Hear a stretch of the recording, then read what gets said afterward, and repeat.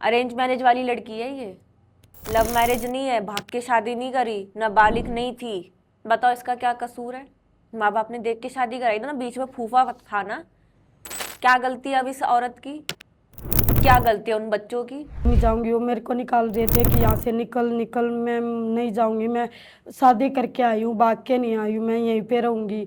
तो मुझे मार पीट के इसके चाचे ताऊ के लड़कों ने भी मारे, मेरे जेठ ने भी मारे, मेरे ससुर ने भी मारे और उन्होंने भी मारे।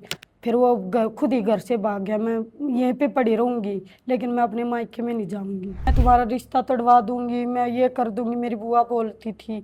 तो वो मेरे साथ झगड़ते थे, तेरी बुआ ऐसे बोल रही है, तेरी बुआ ऐसे बोल रही है। बस ऐसे में मुझे मारते थे, पीटते थे, घर से निकाल देते थे। एक बार तो तलवार ले रहे थे, वो उससे को घिसा के आज तेरे को मार दूंगा, आज तेरे को ये कर दूंगा। मैंने भी मरना ही है, मार दे।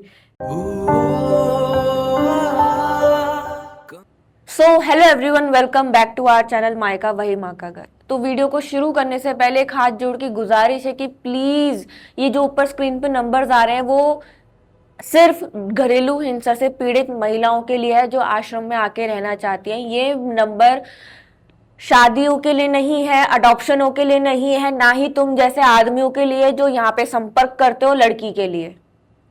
थूकती हूँ ऐसे आदमियों पे जो तुम महिला आश्रम की महिलाओं पे नजर डाली हुई है तुम लोगों ने। तुम्हारे घर में माँ बहन की कमी पड़ रही है, तेरे घर में तेरी माँ नहीं है, तेरी बहन नहीं है। मेरे को आप इतना उग्र मत बनाओ कि मैं इतनी वॉलेंटली तरीके से, इतना गंदी तरीके से बोलूं कि मेरे पे एफआईआर हो जाए। तुम लोगों की हरकतें इतनी खराब है ना, तुम जैसे आदमियों की ही बीवियां इधर आती हैं। बहुत सारे नंबर है मेरे पास, बहुत लोगों की चैट है, डीपी में लगी होती है वैष्णो देवी माता की फोटो और मैसेज आ रहे होते हैं एक रात का कितना लेगी। थूकती हूँ तुम जैसे आदमियों पे, तुम जैसे के सारे आदमियों पे थूकती हूं मैं। हो तुम एक ही तरीके के। तो ये नंबर ना सिर्फ महिलाओं के लिए जो घरेलू हिंसा से पीड़ित है। तुम जैसे आदमियों के लिए नहीं है, ना ये शादी के लिए ना अडॉप्शन के लिए। तो वीडियो को आगे बढ़ाते हैं। आज हमारे साथ एक महिला है जिन्होंने अपना नाम और फेस गुप्त रखने को कहा है। तो आइए जानते हैं कि इनके साथ ऐसा क्या हुआ कि इन्हें अपना घर परिवार छोड़कर आश्रम में आके रहना पड़ा। तो मैम नमस्ते। मैम आप कहाँ के रहने वाली है, बस मैं आपसे ये जानना चाहती हूँ। मैं गवाना की रहने वाली हूँ, हरियाणा, सोनीपत के पास। तो मैम आपके साथ ऐसा क्या हुआ कि आपको अपना घर परिवार छोड़कर हरियाणा से आश्रम में आके रहना पड़ा? मैम, मेरे हस्बैंड मुझे मारते हैं, पीटते हैं, घर से बाहर निकाल देते हैं और कहते हैं कि जैसे मैं रखूँगा ऐसा रहना पड़ेगा। और नहीं मेरे बच्चों को रखते, नहीं मुझे रखते। और मेरे घर वालों को भी अपनी साइड कर रखा है। मेरे घर वाले भी कोई साथ नहीं देते। अरेंज मैरिज है, लव मैरिज है? Arrange marriage. कितने साल हो गए शादी को? 12 साल। तो माँ बाप ने ढूंढ के शादी करवाई थी या बिचौलिया था कोई बीच में? मेरे फूफा थे, उन्होंने करवाई है। अरेंज मैरिज करवाई है, 12 साल हो गए, बच्चे हैं, एक लड़का है, एक लड़की है। और ससुराल वाले साथ नहीं देते, पति बदतमीजी करता है, पति मारपीट करता है, और ससुराल वालों ने मायके वालों को भी अपनी तरफ कर लिया। अरेंज मैरिज वाली लड़की है ये, लव मैरिज नहीं है, भाग के शादी नहीं करी, नाबालिग नहीं थी। बताओ इसका क्या कसूर है? माँ बाप ने देख के शादी कराई थी ना, बीच में फूफा था ना। क्या गलती है अब इस औरत की, क्या गलती है उन बच्चों की? आप लोग ना जब उंगली उठाते हो ना तो सोच समझ के उठाया करो एक औरत पे। तो आपके साथ ये बर्ताव करने का क्या मेन वजह होती थी? वो अपने जीजा की और अपनी बहन की ज्यादा बात मानते थे। वो जैसे बोलते थे वैसा करते थे। तो आपसे क्या दुश्मनी थी तो जो आपसे मार पिटाई? वो जो मेरे फूफा थे ना, उनके घर कुंडे में ही है वो। जो मेरे हस्बैंड है उनके जीजा, तो उनके साथ में झगड़ा होता था तो वो मेरे साथ लड़ते थे।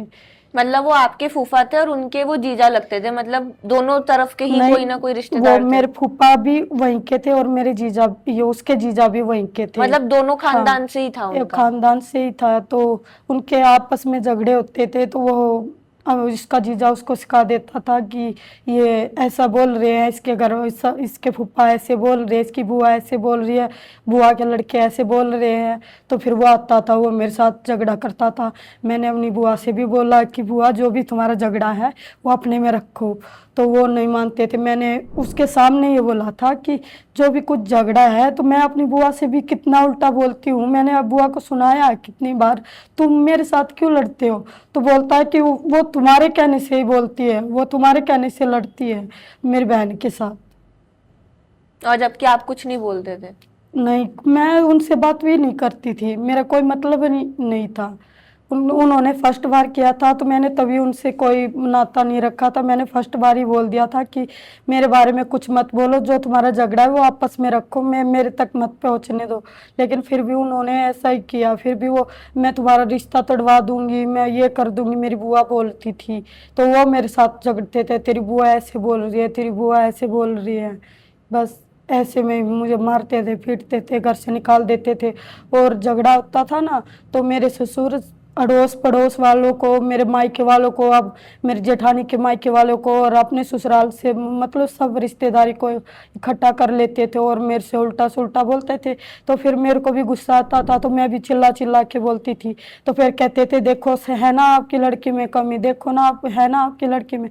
मैं चिल्ला के बोलती थी, तो इसलिए मेरे घर वाले भी ये बोलते थे, हाँ तेरे में एक कमी है, जब तो तू इतनी चिल्ला चिल्ला के बोलती हो। मैं अपने लिए बोल रही हूँ ना, इसीलिए तो मैं चिल्ला के बोल रही हूँ। ये मेरे साथ नहीं दे रहे, इसलिए मैं इनके लिए ऐसा बोल रही हूँ। लेकिन पता नहीं, मेरे घर वाले भी उनका ही साथ देते थे।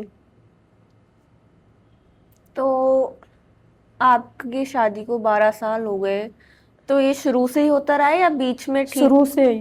शादी के पहले दिन से ही?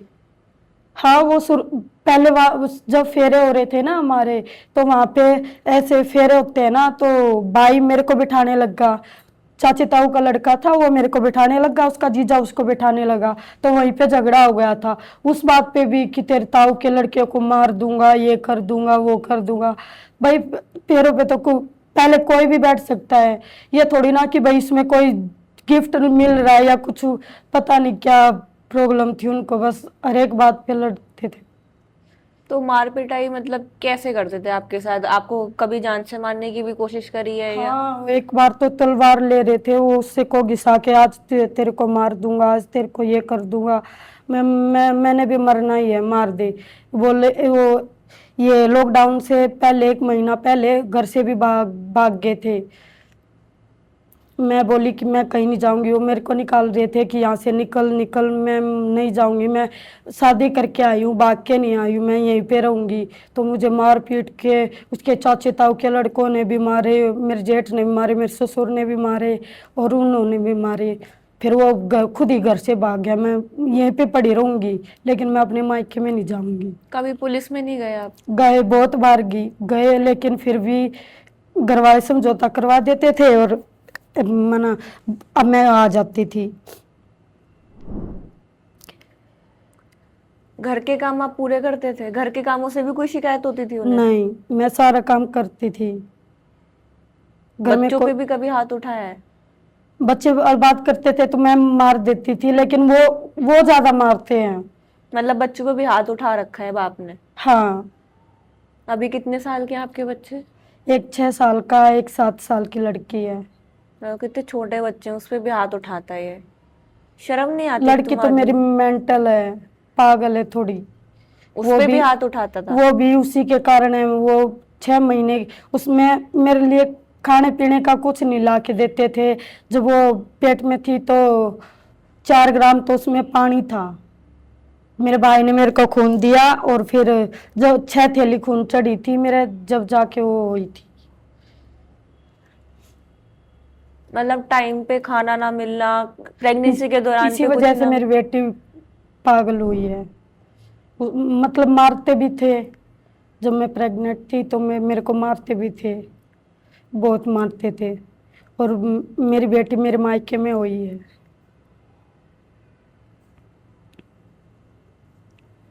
क्या करना चाहिए ऐसे माँ बाप के साथ और ऐसे पति के साथ और ऐसे ससुराल वालों के साथ?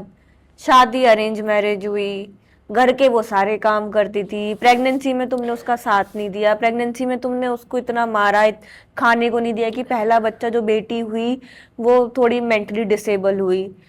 फिर तुम उस पे बच्चों पे भी हाथ उठाते हो, तुम पत्नी पे भी हाथ उठाते हो। महेश किस वजह से? क्योंकि वो इसके जो फूफा हैं, इनके जो फूफा है, इनकी जो बुआ है, वो उनसे लड़ते थे। पत्नी की क्या गलती थी उसमें? समझदारी तो तब होती ना कि वहां की लड़ाई तुम सॉर्ट आउट करते। समझदारी उसमें थी, और उसमें थी कि इन्होंने थोड़ी ना कुछ बिगाड़ा था, ये थोड़ी ना लड़ रही थी तेरी बहन से जाके या तेरे से। उस पे क्यों फ्रस्ट्रेशन उतारनी? बस छोटी छोटी बातों पे लड़ते थे, मारते थे, ऐसे बेड पे पटक पटक के मारते थे, हाथ पैर बांध देते थे। तुम लोगों ने क्या महिलाओं को क्या समझ रखा है? बांध के मार दो, जान से मार दो, ऐसे काट पीछे दो। पीछे पैर हाथ करके पैर बांध के और पटक पटक के मारते थे। एक बार तो मेरे को चक्कर आ गए, पड़ोस वाली दीदी ने उठाया मेरे को। उन्होंने वो मुझको वॉशरूम लेके गई, बिल्कुल ऐसी कर दी थी कि मैं चल भी नहीं पा रही थी। फिर भी मेरे घर वाले आए, आके मुझे ले गए। 1 डेढ़ 2 महीना रखा, तो फिर घर वाले भी झगड़ने लगे मेरे साथ। तो फिर मैं वहाँ से निकल के मैं घर से भाग गई, मैं वहाँ चली गई अयोध्या। मुझे नहीं पता था, मैं ऐसे ही ट्रेन में बैठ गई और वहाँ चली गई। तो फिर भी ऐसे झगड़ा करने लगे।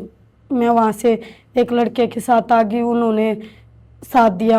मैंने बोला भाई मैंने पता नहीं है कि मैं कहाँ जा रही हूँ, कैसे जा रही हूँ, ऐसे ऐसे मैं घर से आई हूँ। तो फिर मैं यहाँ पे आई हूँ। तो फिर आप यहाँ से इधर, वहां से नहीं, इधर आए हो? मैं एक बार पहले फिर आई थी, पहले आई थी मैं एक बार, तो अब मैं दोबारा आई हूँ। अच्छा, आप रीओपन केस हो? यस पहले दीदी। फिर आप कैसे चले गए थे? पहले ऐसे माफ़ी मांग के मेरी मम्मी साथ में आई थी। मेरी मम्मी बोली कि नहीं बेटी कुछ नहीं होता, तू चल। यहाँ पे वो ड्रामा करने लगे, मैं मर जाऊंगा, ये कर लूंगा, ऐसे रुक के मारने लगे। मेरी मम्मी भी ये पैर पकड़ने लगी, तेरे पापा मर जाएंगे, ये हो जाएगा। मर गए? मेरे नहीं, पैर पकड़ने लगी। मेरे पापा ठीक ठाक थे घर पे, और मेरी मम्मी बोली बहुत तबीयत खराब है, चल तेरे पापा मर जाएंगे। मेरी मम्मी ने ले जाके वहाँ पे छोड़ दिया मुझे। फिर ऐसे ही करने लगे। उस टाइम आपको कितने दिन हुए थे जब आप वापस चले गए थे? मैं 1 हफ्ता रह के गई थी। मैं 3 4 दिन तो नरेला में रही थी, 2 दिन यहाँ पे। ये जो तुम ढकोसलेबाजी करते हो ना कि मैं मर जाऊंगा, तो पहले मर जा, पहले दिखा तू मर रहा है, फिर हम सोचेंगे। पहले नस तो काट, खून तो बहा थोड़ा। यहीं पे रोड पे बोल रहा था कि मैं यहाँ रोड पे मर मर जाऊंगा, जा। ये हो जाऊंगा। तो मम्मी भी रुक के मारने लगी, बेटी मर जाएगा, आ जा आ जा आ जा। कैसी माँ है बताओ, अपने दामाद की देख रही है, लड़की की नहीं देख रही। वो लड़की कितना सह रही है वो नहीं तुम्हें दिख रहा। तुम्हारा, तुम कैसी माँ हो यार? कोई बात नहीं बेटी, तेरी किस्मत है, कोई तेरी बात नहीं, किस्मत है। सुधर जाएगा। कोई बात नहीं बेटी, तेरी किस्मत है। ये जो बोलते ना तेरी किस्मत है, मुझे बड़ी खुंदक आती है ऐसी बातों पे। मैं ये बोलती हूँ ना, तू टोके आई थी ऐसा जमाई, तेरे क्या करने, तेरा करा कराया ये, तो बोलती है कोई बात नहीं बेटी, कोई बात नहीं बेटी, सुधर जाएगा। इतना सुधर गया और सुधर जाएगा, इतना सुधर गया इतना और सुधर जाएगा। तेरा बेटा हो रहा है, तेरा बेटा सुधार देगा इसको। बेटा जब तक बड़ा होगा तब तक माँ मर जाएगी। ये जो बोलते ना सुधर जाएगा, कोई नहीं सुधरता। काम भी नहीं करते थे, कुछ भी काम नहीं करते थे, मेरे घर वाले ही भेजते थे। कभी 1000 कभी 2000 ऐसे ही पैसे भी भेजते थे, राशन भी डलवा के जाते थे। तुम्हारे घर वालों ने तुम्हारी मिट्टी पलीत करी, तुम्हें पता है? तुम्हारे घर वाले तुम्हारे सबसे बड़े दुश्मन है, तुम्हारी माँ सबसे बड़ी तुम्हारी दुश्मन है, जो एक बेटी को नहीं रख सकती। झोंक दिया उस आंख में जाके। कैसी माँ हो तुम? कैसे दिल पसीज जाता है अपनी बेटी को पिटते हुए देख के। बहुत बार पीटते हैं और घर वाले ले जाते हैं, 2 4 दिन मुझे अच्छे से रखते हैं, फिर उनको भी पता नहीं क्या होता है, वो भी बस फिर झगड़ने लगता है मेरे साथ। ऐसे तू ठीक नहीं है, तू गलत है, जब ये तो तेरे बटे मारे है, तू नू करे है वो करे है बस। तुम्हें अपनी बेटी पे भरोसा नहीं है, तुम्हारी जनी हुई बेटी है ना, तुम्हें अपने खून पे भरोसा नहीं, तुम्हें दूसरे के खून पे भरोसा है। खरीदा था तुम्हारे से क्या? मुझे तो ऐसे ही लग रहा है, जिस तरह तुम उसके बहकावे में आई जा रही हो, उसी की आड़ ले जा रही हो, उसी की तरफदारी ली जा रही हो। पीठ पीछे, इसके पीठ पीछे तुमने इसको बेच तो नहीं दिया था पति को? पैसे तो नहीं खाए तुमने? क्योंकि हरियाणा में तो होता है, बहुत बहुत होता है हरियाणा में ये। हरियाणा के सबसे ज्यादा केसेस आते हैं हमारे पास। हरियाणा में बहुओं को बहू नहीं बनाया जाता, कुत्ता बनाया जाता है, पैरों की धूल समझा जाता है, बच्चे पैदा करने की मशीन समझा जाता है, लड़का पैदा करने की मशीन समझा जाता है हरियाणा वालों को तो, हरियाणा की बहुओं को तो। हरियाणा के जो आदमी है ना, उनमें कुछ ज्यादा ही आग होती है। ससुर भी ये बोलते थे, कुतिया है तू, टूक पे रख रखी है, आराम से पड़ी रहे। ससुर ने भी बहुत मारे, बहुत बार मारे हैं। अपने कर्म फोड़ रहे हैं तुम सबने। तुमने एक बहू को मारा, तुमने एक माँ को मारा, तुमने एक बेटी को मारा है। ससुर, बेटा बहू की तो शक्ल तक नहीं देखते हरियाणा में ससुर तो, और तुमने हाथ उठा दिया। बाल पकड़ के बार गाल में ले जाके मारते हैं और फिर कहते हैं कि ओला नहीं करती है, मुंह नहीं ढकती, मैं नहीं ढकती। जब बाहर ले जाके मारते हैं, जब नहीं तुम्हारी इज्जत खराब होती। अब मैंने ओला उनसे मुंह ढकना बंद कर दिया, मैं सबसे ऐसे रहती हूँ अब। क्यों ढके वो मुंह? जब तुम इसको मारते हो पीटते हो, तुमने तो अपनी बहू की खुद की इज्जत ना रखी, तो बहू तुम्हारी इज्जत क्यों रखे? है ठेका ले रखा है क्या इज्जत रखने का? हमारे माथे पे लिखा हुआ है कि घर की सारे ठेके हमने ले रखे हैं, घर के सारे रीति रिवाज हमें ही निभाने हैं, घर के सारी ठेके हमने ले रखे कि घर की बेइज्जती ना हो, घर वालों की ये ना हो, घर वालों की वो ना हो, घर वालों की नाक ना कटे। महिला हमने मतलब बेटी पैदा होकर हमने गलती करी है क्या? तुम जैसे घर वालों को ना बेटी नहीं जननी चाहिए। तुम जैसे माँ बाप को मतलब औलाद ही नहीं मिलनी चाहिए। भगवान पता नहीं क्यों औलाद दे देता है। खुंदक आती है, रोना आता है मेरे को बहुत गंदा वाला।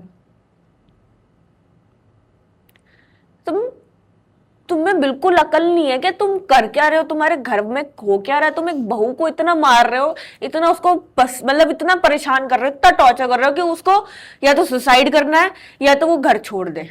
और घर छोड़ दे तो उसने हमारी नाक कटवा दी, सुसाइड कर ले तो आए मेरी बेटी ने सुसाइड कर लिया, हमें पहले क्यों नहीं बताया, वो इतना कुछ झेल रही थी। पिछली बार मैं यहाँ पे आ गई थी तो मेरे पापा ने सबसे ये बोल दिया कि उससे कोई भी बात नहीं करेगा, वो आश्रम में क्यों गई, हम मर गए थे, हमारे क्यों नहीं आई, तू आश्रम में क्यों गई, कि तुम झगड़ते हो मेरे साथ, रोड़ा करते हो इसलिए तो मैं चली जाती हूँ। तो बोले कि नहीं यहाँ पे क्यों नहीं आई, तो मेरे घर वालों ने मेरे से बात भी बंद कर दी करनी। तो अब 2-4 दिन से बात करने लगे थे, फिर से ऐसे ही झगड़ा होने लगा। मैं अब यहाँ पे आ गई, अब कोई मतलब नहीं। मैंने उससे बोला कि मैं जा रही हूँ, मैं वहाँ चली जाऊँगी, जब मारते पीटते हो तो मैं वहाँ चली जाऊँगी। मेरा फ़ोन भी खोस लिया और मेरे घर वालों को ये बोल दिया कि ये फ़ोन रखती है, ये किसी से बात करती है, ये करती है।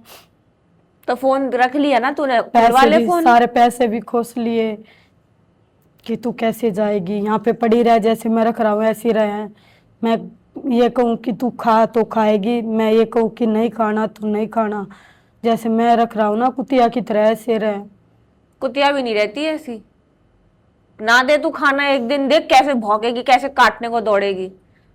पाल तो सही कुत्ता कुतिया, पता चल जाएगा कैसे फाड़ देगा। मेरे बेटे को भी ऐसी ऐसी वीडियो दिखाता है कि देख ये इसकी माँ इसको छोड़ के भाग गई, माँ गंदी होती है, ये है वो है। मतलब 7 साल के लड़के को? हाँ ऐसी वीडियो दिखाता है। तो अभी आप अपने बच्चों के साथ इधर आए हो, अकेले हाँ आए मैं हो? अपने बच्चों के साथ आई हूँ, मैं अपने हाय बेटे राम। को साथ लेके आई हूँ इसीलिए कि वो मेरे और भड़का दे, उस वो मेरे से बिल्कुल ही नाता खत्म करवा देगा जो उसके साथ रहता तो मेरा बेटा।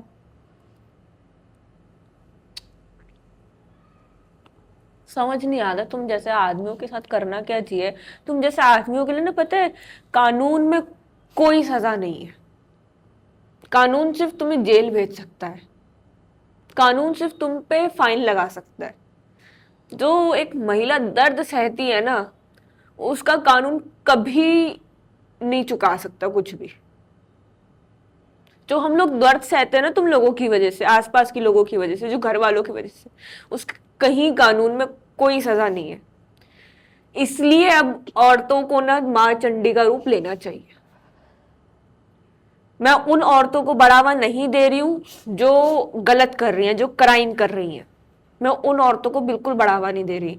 मैं सिर्फ उस चीज को बढ़ावा दे रही हूँ जो इन जैसी महिलाएं हैं ना, जो दब के रहती है, घुट के रहती है, उनको मां चंडी का रूप लेना चाहिए और खत्म कर देना चाहिए। देखी जाएगी। वहां पे भी तो घुट घुट के जिए ही रहे थे, कोई नहीं, जेल में भी जी लेंगे। कम से कम 3 वक्त की रोटी ढंग से तो मिलेगी। तुम जैसे लोगों के ताने तो नहीं सुनने पड़ेंगे।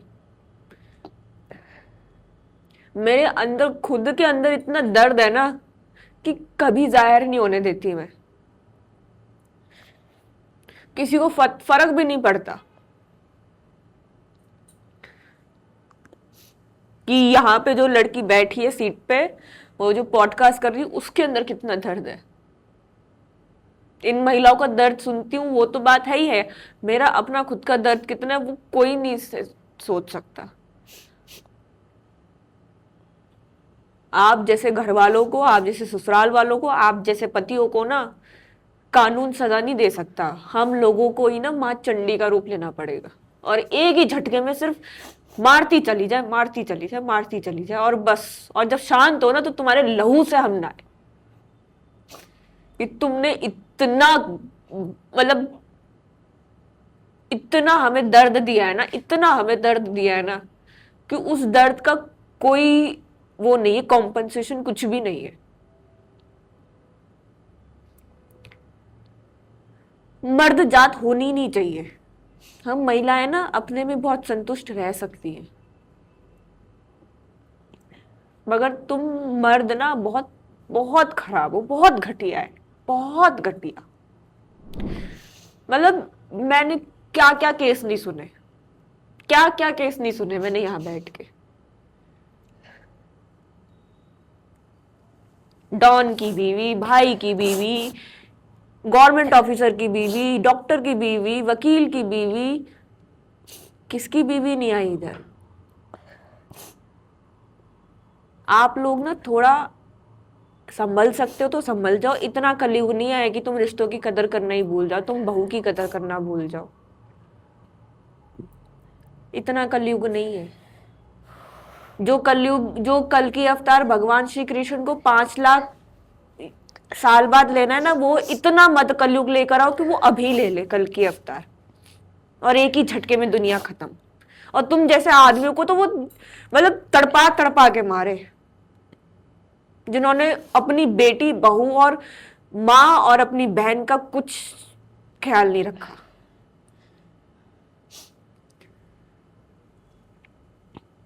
शर्म आनी चाहिए तुम लोगों को, बहुत गंदी शर्म आनी चाहिए। शर्म भी शर्म खा जाती होगी कि किसके लिए मेरा नाम लिया जा रहा है, किन मर्दों के लिए मेरा नाम लिया जा रहा है।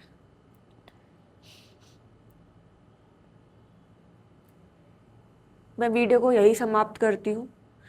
प्लीज वीडियो को लाइक और शेयर जरूर करिएगा और चैनल को सब्सक्राइब करना मत भूलिएगा। धन्यवाद।